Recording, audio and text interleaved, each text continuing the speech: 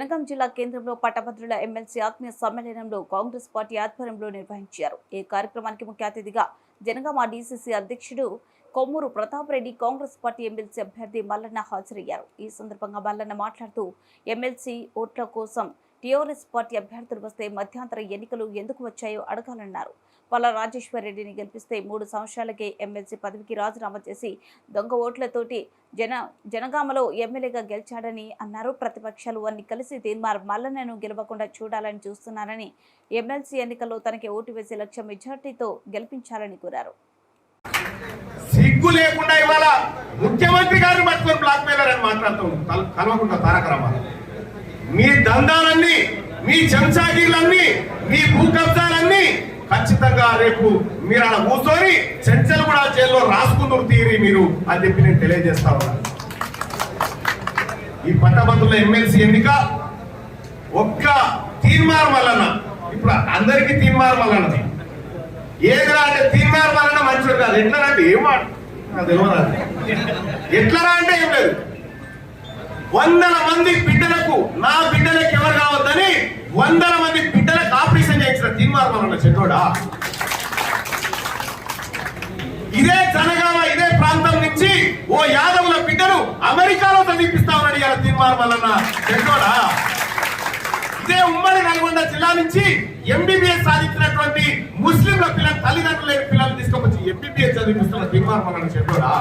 నీ మొత్తానికైనా నీ పని చేసుకొచ్చినవా? ఒక్కసారి నా క్యూనిస్ ఆఫీస్కి వచ్చి చూడు, ఈ ఉన్నంత మంది ఉంటారు అన్న రోజు పొద్దుగాల. ఎన్నడన్నా పేద ప్రజలని నీ ప్రగతి భవన్ గేటు కూడా ముట్టుకొని కేసీఆర్ నువ్వు. మా ఆఫీస్ కాడ చూడు, బరాబర్ నా షేర్ తప్ప అన్నిట్లా కూర్చొని ఎగురుతుపోతారు. తీర్మార్ వలన ఎవరు గెలిచినా పర్వాలేదు, తీర్మార్ వలన గెలిస్తే కష్టం. అడిగే వస్తే తంతడే. ఎట్టి పరిస్థితిలో వదిలిపెట్టాం. కల్వకుంట్ల చంద్రశేఖరరావు, నువ్వు పల్లా రాజేశ్వర్ రెడ్డి, నువ్వు మీ ఇద్దరు ఊచలు లెక్క పెట్టక తప్పది. నీ పదవి కాలం ఎక్కువ రోజులు ఉండని పల్లా రాజేశ్వర్ రెడ్డి, నువ్వు అడ్డంగా దొరికిపోయిన దొంగ. మా ప్రతాప్ అన్న హైకోర్టులో రిటేషన్డు, ఆ పిటిషన్ ఇప్పుడు స్వీకరించింది హైకోర్టు. నువ్వు ఖచ్చితంగా దోషిగా తేలుతావన్న నమ్మకం మాకుంది. రేపు పొద్దుగాల వచ్చి ఏ పట్టభద్రులు నన్ను ఓట్లు అడిగితే ఈ ఉప ఎన్నిక ఎందుకు వచ్చిందో ఫస్ట్ చెప్పాలని అడగాలి. ఏ టిఆర్ఎస్ పార్టీ నాయకుడు ఓటు అడిగితే ఈ ఉప ఎన్నిక, ఈ తట్ట ఎమ్మెల్సీ తట్ట నడిపించి ఎందుకు ఇచ్చిపెట్టిపోయినామని అడగాలి మనం.